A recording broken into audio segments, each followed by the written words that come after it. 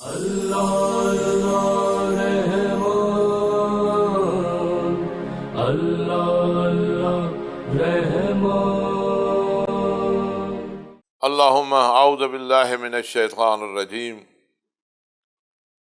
اعوذ باللہ من الشیطان الرجیم، بسم اللہ الرحمن الرحیم۔ اللہم صلی علی ائمۃ المسلمین علی ابن الحسین ومحمد ابن علی وجعفر ابن محمد وموسى ابن جعفر وعلی ابن موسیٰ ومحمد ابن علی وعلی ابن محمد والحسن ابن علی والخلف الہادی المہدی حججک علی عبادک ومنائک فی بلادک صلاۃ کثیرۃ دائمہ۔ طلب رحمت کا 13واں پروگرام ہے، اور یہ 13واں پروگرام 12ویں پروگرام کا بقیہ ہے کہ ہم بیان کر آئے کہ حضور پاک صلی اللہ علیہ وآلہ وسلم نے اپنی امت کو بتایا کہ ہم نے آپ پر صلوات کس طرح پڑھنی ہے، کیونکہ آپ پر جب یہ آیت اتری ان اللہ و ملائکتہ یصلون علی النبی یا ایھا الذین آمنوا صلوا علیہ وسلموا تسلیما، اللہم صلی علی محمد و آل محمد، تو آپ سے یہ پوچھا گیا کہ یا رسول اللہ ہم آپ پر سلام کرتے ہیں، وہ تو ہمیں پتہ ہے کس طرح کرنا ہے، لیکن یہ جو نیا حکم آیا کہ ہم نے صلوات پڑھنی ہے، تو یہ صلوات کیسے پڑھنی ہے؟ تو آپ نے صلوات پڑھنے کا باقاعدہ طریقہ بتایا۔ اس میں مختلف جملے ہیں، مختصر جملہ یہی ہے کہ آپ نے فرمایا صلوات پڑھو میرے اوپر اور میری آل پر، اور اللہ سے یہ درخواست کرو کہ محمد اور محمد کی آل پر اس طرح صلوات پڑھ اے اللہ، یا صلوات بھیج اے اللہ جس طرح ابراہیم و آل ابراہیم پر بھیجی۔ تو ایک بات جو مسلمہ ہے، اور اس میں کوئی بات شیعہ اور سنی کی فرق والی نہیں ہے، تمام مسلمانوں میں متفق ہے، بہت ساری چیزیں مسلمانوں کے درمیان اتفاقی ہیں۔ مسلمانوں کے درمیان جو اختلافات ہیں وہ فروعی ہیں، یعنی وہ بعض عبادتی احکام کے طریقے پہ ہیں، مثلا نماز پڑھنا سب فرض سمجھتے ہیں اور افضل عمل ہے، اور سب سے پہلا سوال جو ہے قیامت کے دن عقائد کے بعد ہونا ہے وہ نماز کا ہونا ہے، اور ہر پیغمبر کی وصیت جو تھی اپنی امت کے لیے وہ نماز کی تھی۔ نماز جو ہے وہ ہر عبادت سے بہتر عبادت ہے، اور ہر متقی کے لیے اللہ کے قرب کا وسیلہ ہے، مومن کے لیے معراج ہے۔ نماز کسی حال میں بھی معاف نہیں ہے، البتہ اگر آپ نماز جو ہے قیام و سجود اور پورے ان کے ساتھ نہیں پڑھ سکتے تو بیٹھ کر پڑھیں، بیٹھ کر نہیں پڑھ سکتے لیٹ کر پڑھیں، لیٹ کر نہیں تو اشارے سے پڑھیں، حتیٰ کہ انسان ڈوب رہا ہو اور نماز کا وقت ہو جائے تب بھی اشارے سے پڑھے، اور جو مر گیا ہے اور اس کی گردن پر نمازیں ہیں تو اس کے لیے یہ معافی نہیں ہوگی، بلکہ اسے ورثاء پر ہے کہ اپنا مال آپس میں بعد میں تقسیم کریں وراثت کا، اور پہلے اپنے مرنے والے کا جو ہے اس کے مال سے پیسہ جدا کر کے اس کی قضا نمازیں اور قضا روزے جو ہے وہ بجا لائے جائیں، رکھے جائیں، اور بڑے بیٹے پر بھی ہے کہ وہ اپنے باپ کی قضا نمازیں پڑھے۔ اب بات یہ ہے کہ اب نماز میں تو کسی کو اختلاف نہیں ہے، واجب ہے، روزہ واجب ہے، کسی کو اختلاف ہے، نماز وضو کے ساتھ کرنا ہوگی، بغیر وضو کے نماز نہیں ہوتی، سب کہتے ہیں بغیر وضو کے نماز نہیں ہوتی۔ نماز میں جو ہے سورہ الحمد پڑھنی ہے، سب کہتے ہیں سورہ الحمد پڑھنی ہے، ایک اور سورہ پڑھنی ہے یا چاند ہے تو سب کہتے ہیں ایسے ہی پڑھنا ہے۔ نماز کی رکعت جو ہے اس میں کوئی اختلاف ہے؟ کوئی اختلاف نہیں ہے۔ نماز کا اختتام جو ہے سلام پر ہوتا ہے، کوئی ہے؟ نماز کا آغاز جو ہے تکبیر اللہ اکبر سے ہوتا ہے، کہیں اختلاف ہے؟ ساری نماز میں کوئی اختلاف نہیں، فقط انجام دینے کے طریقے میں کچھ ہاتھ کھول کر کھڑے ہوتے ہیں، کچھ ہاتھ باندھ کر کھڑے ہوتے ہیں، بس۔ اور وضو جو ہے کچھ جو ہے سر اور پاؤں کا مسح کرتے ہیں اور کچھ دھو لیتے ہیں بس۔ اب دیکھیں نماز اور میں فرض کرو اگر 20 چیزیں ہیں تو ان 20 چیزوں میں اگر 2 باتوں میں اختلاف ہو گیا ہے تو ہم وہ 2 والی اختلاف والی بات کو اتنا بڑھا چڑھا کر بیان کرتے ہیں تو گویا کہ سارا ہم آپس میں قریب بیٹھ ہی نہیں سکتے۔ ایسا ٹھیک نہیں ہے۔ اب نماز با جماعت پڑھنے کا ثواب ہے، کیا شیعہ اور کہتے ہیں اور اہل سنت اور کہتے ہیں؟ نہ، ایک ہی بات ہے۔ اسی طرح باقی احکام ہے۔ اب جس صلوات کا ہے، کون سا مسلمان ہے جو حضور پاک اور ان کی آل پر صلوات کا منکر ہو؟ کوئی بھی منکر نہیں ہے۔ البتہ بعض دفعہ یہ ہماری کوتاہی ہے کہ ہم حضور پاک صلی اللہ علیہ وسلم کا نام سنتے ہیں اور صلوات نہیں پڑھتے، اور اس میں شیعہ سنی سب برابر ہیں کہ مثلا اذان میں جب حضور پاک صلی اللہ علیہ وسلم کا نام لیا جاتا ہے تو ہم سن لیتے ہیں تو نہیں پڑھتے، لیکن بعض جو ہیں وہ حضور پاک کا نام آتے ہی اپنے ہاتھوں کو منہ پر رکھ کے چومتے ہیں اور بوسہ دیتے ہیں اور آنکھوں پر ہاتھ لگاتے ہیں اور جھک کر صلوات پڑھتے ہیں۔ یہ ایک ادب آداب ہے۔ بعض جو ہے سن لیتے ہیں چپ رہتے ہیں، حالانکہ حضور پاک نے فرمایا میرا نام جو سنے اور میرے اوپر صلوات نہ پڑھے تو اس نے میرے اوپر ظلم کیا۔ یہ ہماری کوتاہی ہے، لیکن اس میں سنی شیعہ کو کوئی فرق نہیں ہے۔ اب سنی بھی اہل سنت بھی مسجد کے احترام کے قائل اور مسجد میں نماز پڑھنے کو فضیلت زیادہ سمجھتے، تو یہ شیعہ بھی اسی طرح ہے، مسجد کو ہی عبادت گاہ جانتے ہیں اور اس کے لیے نماز وہاں پڑھنے جو ہے زیادہ فضیلت ہے، کسی اور جگہ کے لیے تو فضیلت ہے ہی نہیں، اور جو مسجد کا مقام ہے کسی اور جگہ کا وہ مقام ہے ہی نہیں۔ تو کہنے کا مقصد یہ ہے کہ اب صلوات جو ہے اس میں سب کا اتفاق ہے، یہاں شیعہ سنی کی بات نہیں ہے، اور صلوات جو ہے آل پر پڑھنی ہے، اور آل اہل بیت کون ہے اس میں بھی کوئی شرک نہیں ہے۔ علی و فاطمہ حسن و حسین آیت مباہلہ میں ہے، آیت مودت فی القربہ اس پر دلیل ہے، آیت آت ذل قربہ حقہ، اپنے قربہ کا حق دو، اس میں ان کا تذکرہ موجود ہے، اور آیت تطہیر میں اہل البیت میں ان کا تذکرہ موجود ہے، اور سب مسلمانوں کو اتفاق ہے کہ رسول پاک صلی اللہ علیہ وسلم کی نسل جو ہے ان کی بیٹی فاطمہ سے چلی ہے۔ تب تھوڑا سا فرق ہے کہ اہل شیعہ کے نزدیک فقط رسول پاک کی ایک بیٹی ہے اور اہل سنت جو ہیں 4 بیٹیوں کے قائل ہیں، لیکن جو بی بی زہرا سلام اللہ کے فضائل ہیں وہ کسی اور بیٹی کے نہیں ہیں، اور کسی اور بیٹی کی اتفاق سے اولاد بھی نہیں رہی، اور اگر اولاد ہوتی بھی تب بھی اللہ تعالیٰ کی طرف سے نص آ گئی کہ جو فاطمہ کے اولاد ہے وہی رسول اللہ کے بیٹے ہیں، اور اسی سے رسول اللہ کی نسل چلی ہے۔ اب کوئی کہتا ہے کہ سید کسی کو کہے جو حسن حسین کی اولاد نہیں ہے، کوئی نہیں کہتا، چاہے سنی ہو، سب کا اتفاق ہے۔ 99% سارے اتفاقی باتیں ہیں، لیکن افسوس ہے کہ ہم نے بعض ایسی باتیں جن کا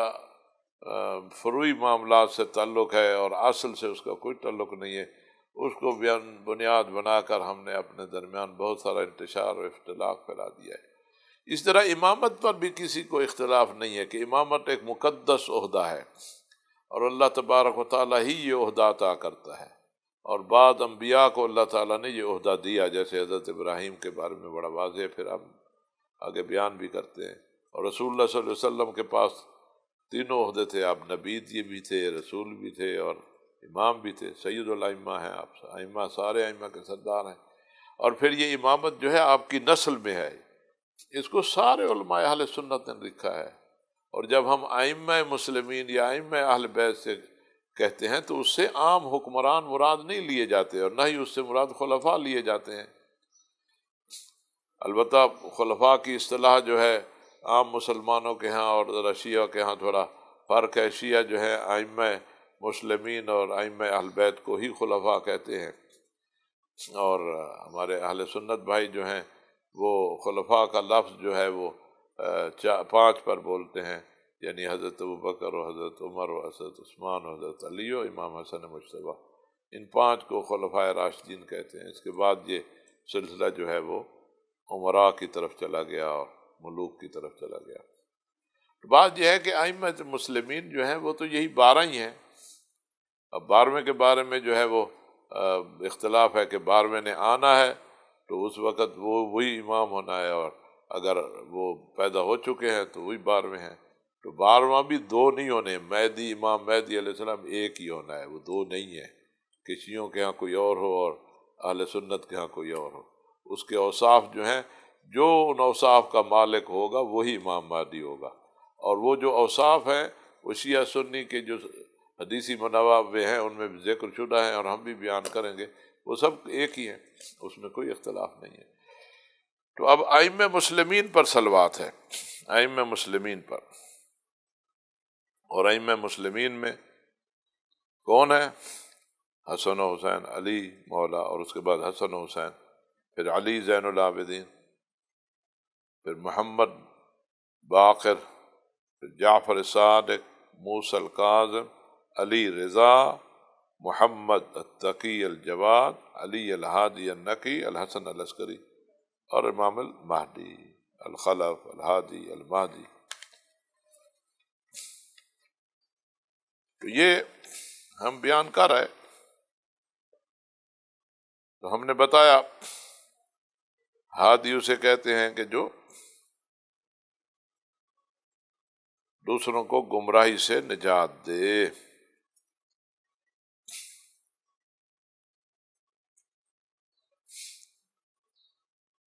حسن و حسین علیہ السلام ہادی ہیں، ہر امام جو ہے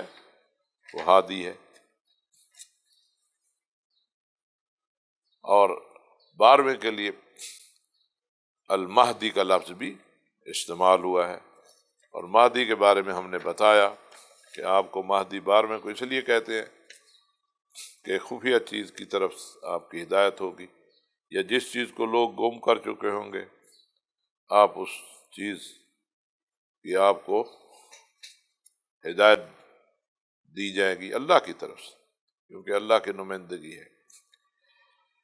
اور صلوات ان سب پر، ایسی صلوات جو مقدار میں بہت زیادہ ہو، اور یہ صلوات جو ہے مسلسل ہو، اس میں انقطاع نہ ہو۔ تمام ائمہ پر صلوات پڑھنے کے بعد ایک تو اس دعا میں ائمہ مسلمین کا تعارف کروا دیا گیا، ان کے نام بتا دیے گئے، اور ماہ رمضان کیونکہ اللہ سے رابطے اور تعلق کا مہینہ ہے، اور اللہ تبارک و تعالیٰ سے حاجات طلب کرنے کا مہینہ ہے، اپنی عبودیت کے اظہار کا مہینہ ہے، تو اس میں جو اللہ کے انعامات ہیں ہمارے اوپر ان کو تذکرہ کیا گیا ہے اسی دعا میں، اور یہ بھی اللہ کے انعامات میں سے ہے کہ اس نے اپنے بندگان کی ہدایت کے لیے مصطفیٰ محمد صلی اللہ علیہ وسلم جیسا نبی ہمارے لیے بنایا، اور انہیں ختم المرسلین قرار دیا، خاتم الانبیاء قرار دیا، سید الائمہ قرار دیا، اور یہ بھی اللہ کا انعام ہے کہ ہمارے لیے قرآن جیسی کتاب دی ہدایت کے واسطے، اور یہ بھی اللہ کا انعام ہے کہ اس نے ہمارے لیے 12 امام دیے جو سب کے سب حضور پاک صلی اللہ علیہ وسلم کے اوصیاء ہیں۔ ایسا نہیں ہے کہ ائمہ جو ہیں وہ اور ہوتے اور حضور پاک صلی اللہ علیہ وسلم سے ان کا تعلق نہ ہوتا، بلکہ علی مولا وہ ہیں جن کی پرورش خود رسول پاک نے کی، آپ نے بچپن میں ہی علی کو گود میں لے لیا تھا، اس لیے علی مولا فرماتے ہیں میں تو وہ ہوں کہ میرے بچپن میں کپڑے بھی میرا آقا سردار تبدیل کرتا تھا، مجھے لوریاں بھی میرا آقا سردار مصطفیٰ دیتے تھے، مجھے بولنا بھی انہوں نے سکھایا، مجھے چلنا بھی انہوں نے سکھایا، مجھے بات کرنا بھی انہوں نے سکھایا۔ کون سا مرحلہ ہے کہ جب میں اپنے سردار سے جدا رہا ہوں؟ 10 سال یا 11 سال کی عمر میں جب باقاعدہ 3 سال خفیہ تبلیغ کے بعد خاندان کو تبلیغ کرنے کا وقت آتا ہے تو علی مولا جو ہے اس وقت اپنی حمایت اور اپنی نصرت کا وعدہ رسول پاک صلی اللہ علیہ وسلم سے کرتے ہیں۔ یہ سب کچھ اللہ کا انعام ہے کہ اللہ جو بھی فیصلہ کرتا اللہ رسول پاک کے لیے مددگار دوسرے کسی کو قرار دیتا، آپ کے خاندان سے قرار نہ دیتا، لیکن آپ کے خاندان سے قرار دیا، ابو طالب علیہ السلام کی اولاد سے۔ وہ حضرت ابو طالب جنہوں نے اپنا سب کچھ حضور پاک صلی اللہ علیہ وسلم کی دعوت پہ قربان کر دیا، اور حضور پاک صلی اللہ علیہ وسلم کے لیے ہر قسمی ہدایت جو ہے آپ نے دی، اور اپنے اشعار کے ذریعہ 1000 اشعار ہیں حضرت ابو طالب علیہ السلام کے، اور سب سے پہلے مدح سرا اور نعت خوان رسول پاک صلی اللہ علیہ وسلم کے وہ حضرت ابو طالب ہیں۔ حضرت ابو طالب نے اپنے اشعار کے ذریعہ حضور پاک کے پیغام کو تقویت بھی دی، اور اس کے لیے آپ ہمارے ڈاکٹر صادق فریدی صاحب نے محرم 1441 ہجری میں جو پروگرام کیے ہیں شیب ابی طالب سے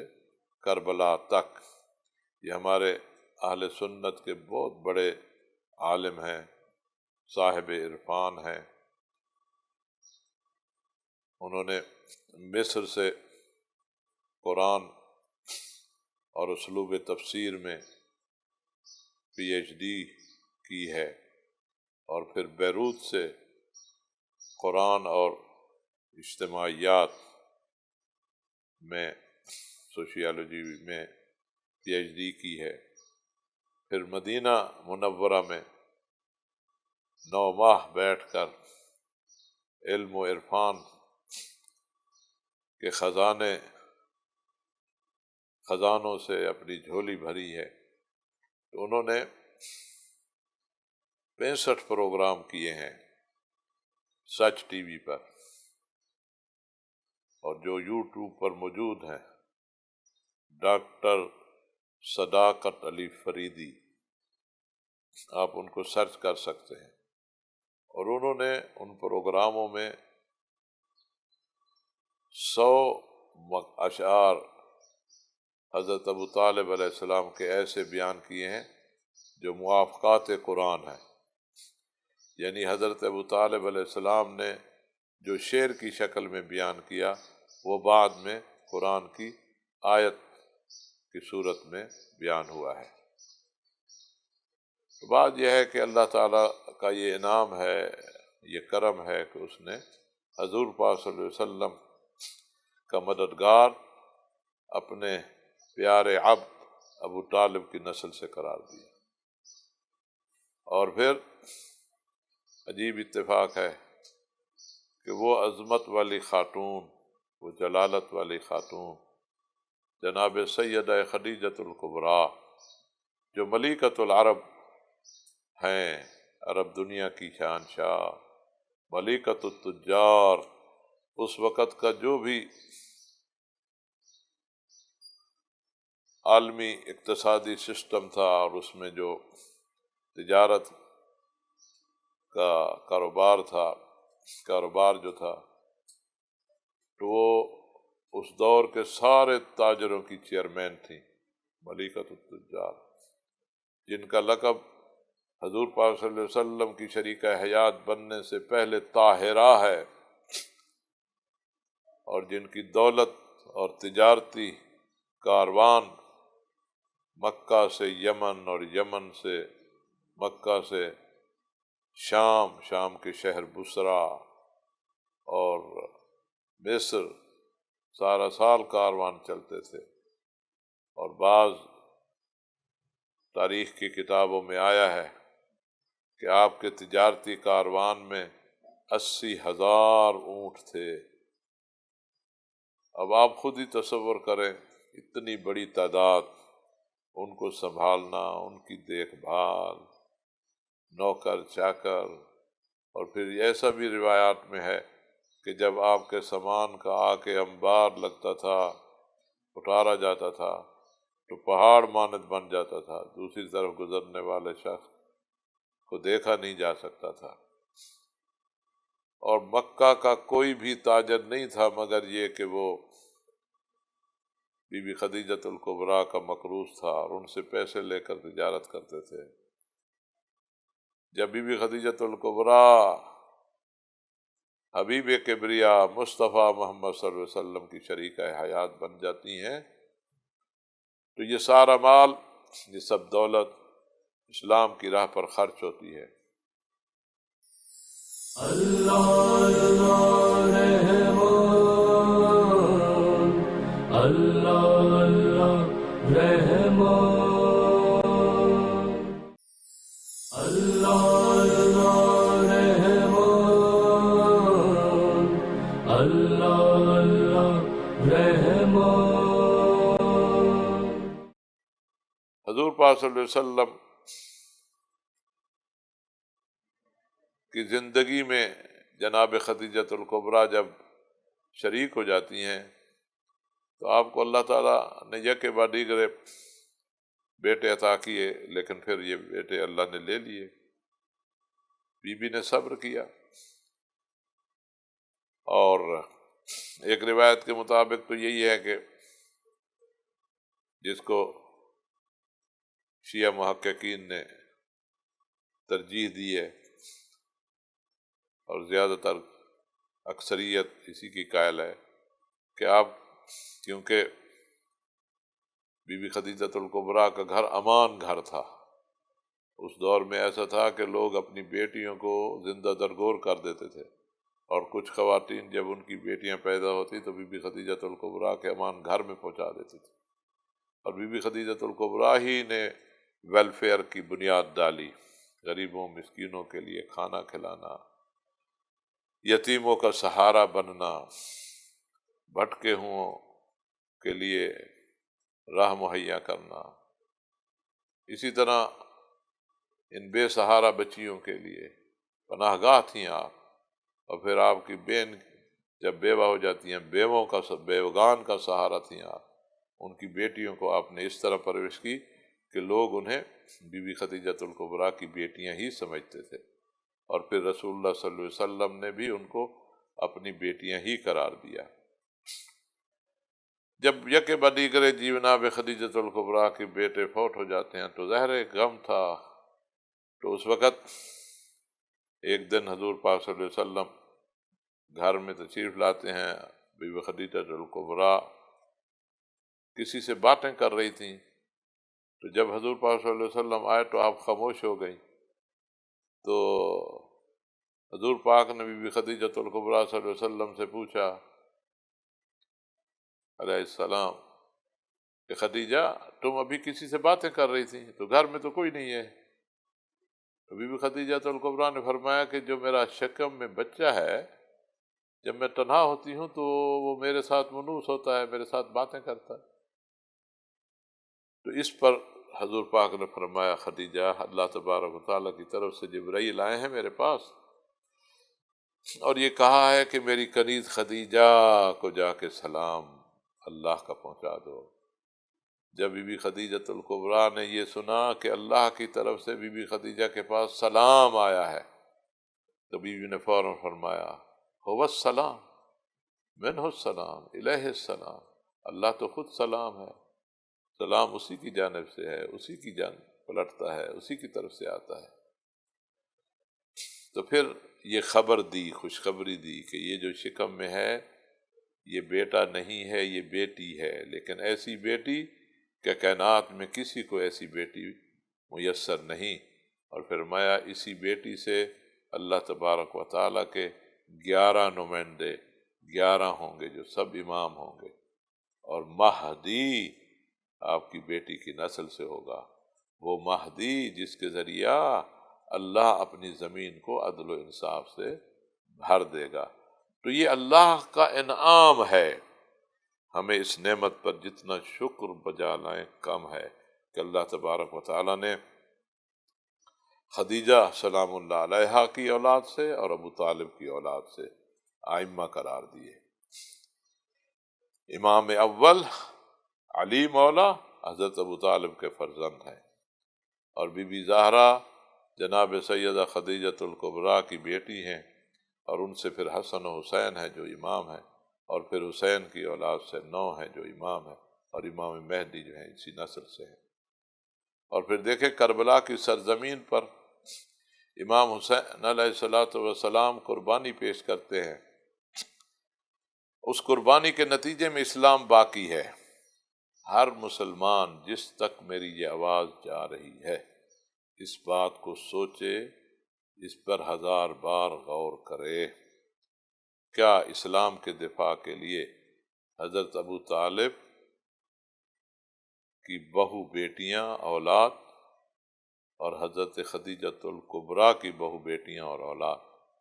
کے علاوہ کوئی اور ہے جس نے قربانی دی ہو؟ بس اگر اسی پر غور کر لیں تو سارے مسائل پھر حل ہیں۔ خدا ہمیں ائمہ اہل بیت علیہم الصلوۃ والسلام کی صحیح معرفت عطا کرے، اور حضور پاک صلی اللہ علیہ وسلم کی سیرت پر،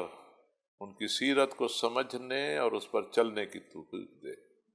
قرآن و سنت ہی ہمارے لیے مشعل راہ ہے، اور حضور پاک صلی اللہ علیہ وسلم کی سنت کو ائمہ اہل بیت نے معاشرے میں رواج دیا ہے۔ اور ہم جب ائمہ مسلمین پر صلوات پڑھتے ہیں تو گویا کہ حضور پاک صلی اللہ علیہ وسلم کے اوصیاء پر صلوات پڑھ رہے ہیں، اور ائمہ مسلمین، مسلمانوں کے ائمہ پر صلوات پڑھ رہے ہیں۔ تو سب پر صلوات پڑھنے کے بعد خصوصی صلوات جو ہے 12ویں پر پڑھی جا رہی ہے۔ اللہم وصل علی ولی امرک القائم المؤمل والعدل المنتظر وحفہ بملائکتک المقربین وأیدہ بہ روح القدس یا رب العالمین۔ اے بار الہا، اپنے امر کے سرپرست، قیام کرنے والے، امیدوں کا مرکز، خالص عدالت کا مظہر، جس کی انتظار کی جا رہی ہے، اس پر صلوات بھیج اور اسے اپنے فرشتوں کے گھیرے میں، وہ فرشتے جو تیرے مقرب ہیں، گھیرے میں لے لے، یعنی ہر وقت فرشتے اسے اپنے گھیرے میں رکھیں، اور اس کی، یعنی اپنے اس ولی کی تائید فرما روح القدس کے ذریعہ، اے رب العالمین۔ 12ویں امام کے بارے میں میرے 10 گفتار ہیں۔ عرفان امام مہدی جو شعبان المعظم میں جاری ہوئے۔ اسلام دشمن قوتوں کی یہ کوشش ہے کہ وہ حضرت امام مہدی علیہ السلام کے نظریہ کو اختلافی نظریہ قرار دے کر مسلمانوں کے درمیان تفرقہ ڈالیں، اور خاص کر نئی نسل کو اس حوالے سے گمراہ کریں۔ میری اپیل ہے، درخواست ہے اپنے نوجوانوں سے کہ آپ انٹرنیٹ کی سہولت سے فائدہ اٹھائیں، سرچ کریں، لیکن دشمن سے کے پروپیگنڈے سے بچیں،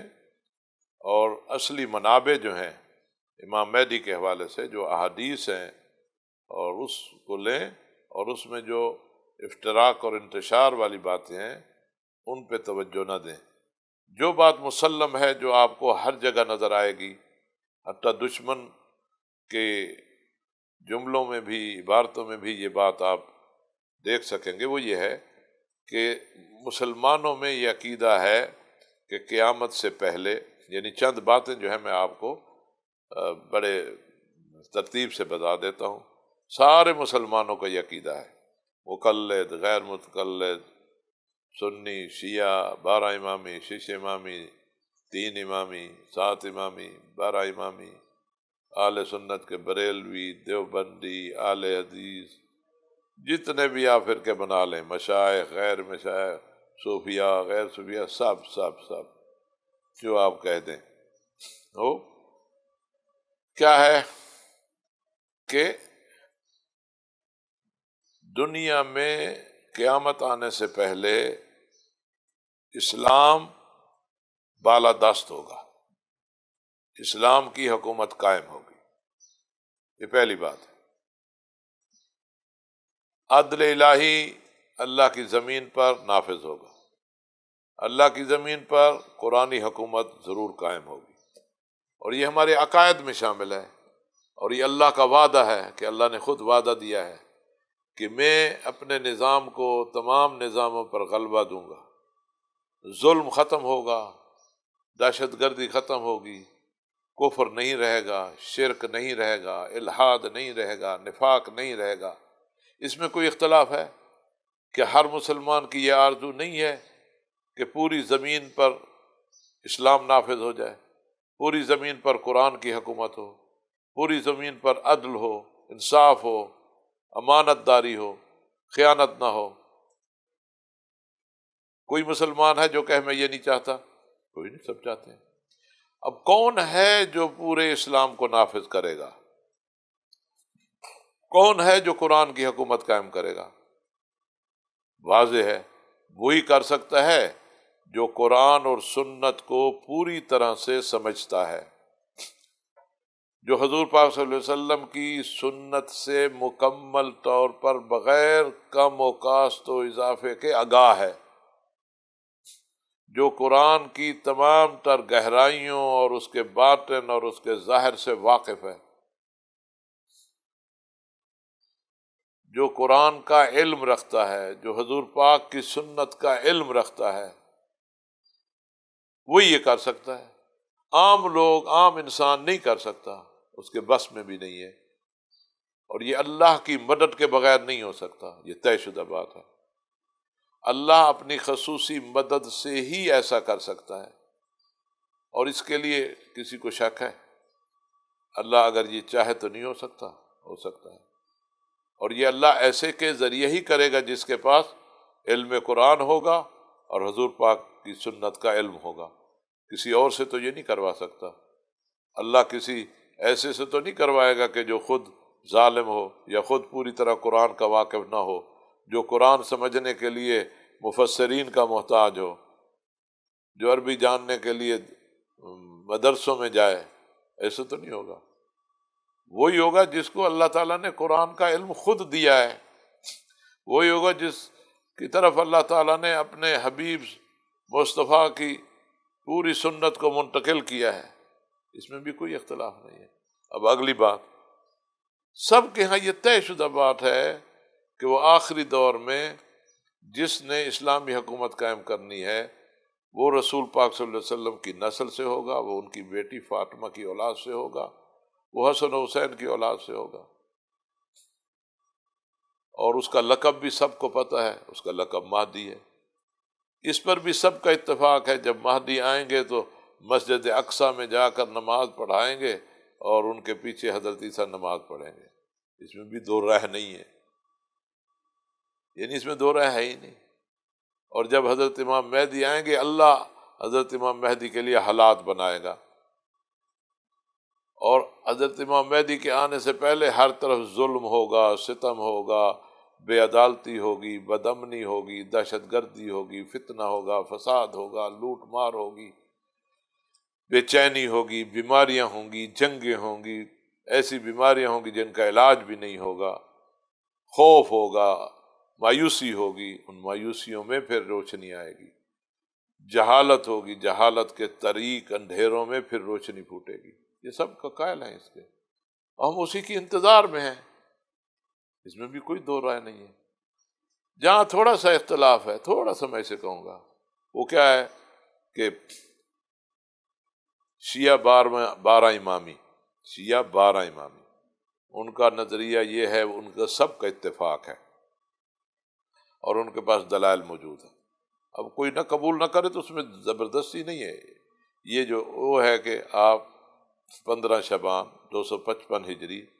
سامرہ میں امام حسن عسکری علیہ السلام کے گھر بی بی نرجس پاک کے وطن سے مبارک سے پیدا ہوئے ہیں اور اللہ کی حفاظت میں ہیں، زندہ اور موجود ہیں، اسی زمین پر ہیں، اسی جسم اور جان کے ساتھ چلتے پھرتے ہیں، لیکن غیر معروف ہیں، لوگوں میں ہیں لیکن لوگ ان کو پہچانتے نہیں۔ جیسے موسیٰ مصر میں بنی اسرائیل کے درمیان موجود تھے، لوگ ان کو دیکھتے تھے لیکن پہچانتے نہیں تھے کہ ہمارا نجات دہندہ یہی موسیٰ ہے۔ خضر لوگوں کے درمیان موجود تھے، بلکہ موسیٰ نے کی امت میں بھی وہ موجود تھے، لیکن پتہ نہیں تھا کہ یہ وہ عبد خاص ہے اللہ کے پاس کے، جس کو اللہ نے ایک خاص علم عطا کیا ہے، جو حتیٰ اپنے موسیٰ جیسے نبی کو بھی یہ نہیں دیا۔ یہ کوئی نئی بات بھی نہیں ہے، ایسا ہو سکتا ہے۔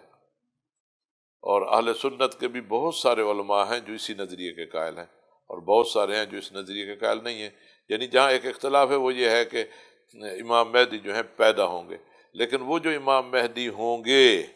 وہ عالم قرآن ہوں گے، سنت نبی کے عالم ہوں گے، اور ان کے پاس اللہ تبارک و تعالیٰ کی طرف سے خصوصی مدد ہوگی، اللہ فرشتوں کے ذریعہ ان کی مدد کرے گا، اللہ انہیں یہ طاقت اور قوت دے گا کہ وہ اللہ کے نظام کو اللہ کی پوری زمین پر نافذ کریں۔ اس میں تو دو رائے نہیں ہے نا۔ تو اس کا مطلب یہ ہے کہ امام مہدی کا نظریہ متفق علیہ نظریہ ہے۔ آپ ولادت کے قائل نہ ہوں، یا جو قائل ہیں جو قائل نہ ہوں، ایک بات پر تو اتفاق ہے کہ جس نے اسلام کو اللہ کی زمین پر نافذ کرنا ہے اور قرآن کی حکومت قائم کرنی ہے وہ امام مہدی ہیں۔ وہ رسول پاک صلی اللہ علیہ وسلم کی نسل سے ہیں، وہ اہل بیت سے ہیں، وہ 12ویں امام ہیں، وہ 12ویں وصی ہیں، وہ 12ویں خلیفہ ہیں، اس میں تو کسی کو شک نہیں ہے۔ تو اسی بات کو لے کر ہم اس 12ویں کی جس کے یہ سارے اوصاف ہیں اس کے لیے یہ دعائیہ جملے کہہ رہے ہیں، اور اللہ سے ہی اس کے لیے دعا مانگ رہے ہیں کہ اللہ اپنے اس ولی پر صلوات بھیجے جو قائم ہے، یعنی جس نے قیام کرنا ہے۔ اس لیے پوچھا گیا کہ امام مہدی علیہ السلام کو قائم کیوں کہتے ہیں؟ اب ظاہر ہے ہم اور بھی القاب اور اوصاف جو ہیں آپ کے بیان کریں کہ ان میں ایک لقب امام مہدی علیہ السلام، چاہے وہ پیدا ہو چکے ہیں یا پیدا ہوں گے، جو بھی امام مہدی ہیں جنہوں نے اسلامی حکومت قائم کرنی ہے، جنہوں نے قرآنی حکومت قائم کرنی ہے، جنہوں نے عادلانہ حکومت قائم کرنی ہے، جنہوں نے آ کر ظلم و ستم ختم کرنا ہے، جنہوں نے قیامت سے پہلے اس زمین کو عدل الہی کا گہوارہ بنانا ہے، اس کو پرامن بنانا ہے، زمین میں ہریالی آنی ہے، خوشحالی آنی ہے، انسان خوشحال ہوگا، پرامن ہوگا، کسی کو کوئی خوف نہیں ہوگا، ہر شخص جو ہے اطمینان اور سکون کی نیند سوئے گا، اور زیورات سے لدی ہوئی عورت مکہ سے شام کا سفر کرے گی، اسے کوئی خوف نہیں ہوگا، اور ہر شخص جو ہے خوشحال ہوگا۔ تو وہ امام مہدی علیہ السلام ہی ہوں گے۔ تو ان کو قائم کیوں کہتے ہیں؟ تو روایت میں ہے سمیہ بالقائم لقیامہ بالحق، آپ کو قائم اس لیے کہا گیا کہ آپ حق کی خاطر قیام کریں گے، یعنی حق کو نافذ کرنے کے لیے قیام کریں گے۔ امام باقر علیہ السلام سے روایت ہے، اور ائمہ سے بھی یہ روایت موجود ہیں، تو ہمیں دعا کرنی چاہیے کہ اللہ تبارک و تعالی وہ حالات جلد بنا دے کہ جن حالات کی روشنی میں اللہ کے ولی مہدی تشریف لے آئیں اور قرآنی حکومت قائم کریں۔ اب بہت ظلم ہو چکا، زمین ظلم سے بھر گئی ہے، اور اللہ کے مظلوم بندے چیخ و چلا رہے ہیں۔ کرونا جیسی بیماری نے بھی سب کو خوف میں مبتلا کر دیا ہے، ہر جگہ فریاد ہے الامان الامان، یا فریاد رس اے غیاث المستغیثین، اے رب العالمین، ہماری فریاد سن لے، اسے بھیج دے جسے اپنی حفاظت میں رکھا ہوا ہے، کہ اب وہ آئے تیرے ان کمزور بندوں کی مدد کرے اور ان کو ظلم سے نجات دے، خونخوار بھیڑیوں کا خاتمہ ہو، ظلم کا خاتمہ ہو، ستم کا خاتمہ ہو، عدل قائم ہو، امن قائم ہو، بس یہی آرزو ہے۔ اللہم عجل لولیک الفرج واجعلنا من انصارہ واعوانہ ولا تجعلنا من مخالفیہ ومعاندیہ، ربنا آتنا فی الدنیا حسنہ وفی الآخرۃ حسنہ وقنا عذاب النار۔ بجاہ محمد وآلہ الاطہار۔ اللہ اللہ رحمان، اللہ اللہ رحمان۔